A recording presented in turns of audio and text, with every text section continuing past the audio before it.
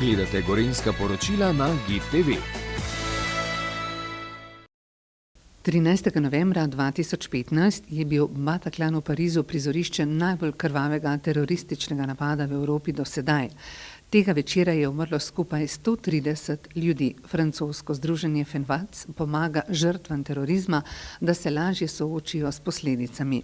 Na pomoč je priskočilo tudi po terorističnem napadu na Bataclan. Ces événements ont forcément une dimension européenne, voire internationale. Or, les frontières, même au sein de l'Union européenne, sont souvent des obstacles pour accéder aux victimes, pour les informer sur leurs droits. Vraiment, il y a un enjeu, et l'enjeu, c'est celui de l'Europe qui protège les citoyens européens. Za Evropsko unijo je zaščita njenih državljanov pred terorističnimi napadi ključnega pomena. Od leta 1999 ima organ kazenskega pregona Evropske unije, Europol, glavno vlogo pri usklajevanju dela policijskih služb držav članic. Lani so ustanovili poseben protiteroristični center, ki namerava izboljšati preiskovalno sodelovanje med državnimi policijami. S protiteroristično direktivo namerava Unija tudi kazensko preganjati dejanja, kot so prejem usposabljanja, potovanje ali poskus potovanja s terorističnimi nameni.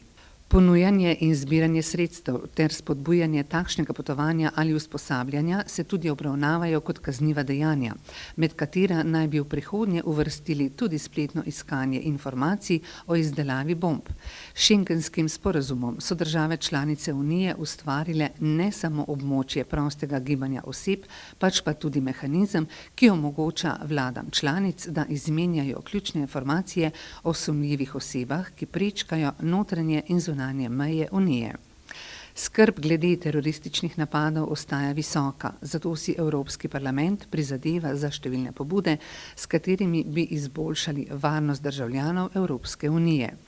Med pobude spada tudi vzpostavitev sistema pametnih meja, ki bo poenostavil postopke za ljudi, ki potujejo v Unijo. Evropski parlament naj bi uvedel tudi avtomatski evropski informacijski sistem za odobritev potovanj ter razširil evropski informacijski sistem kazenskih evidenc glede izmenjave informacij o državljanih tretjih držav.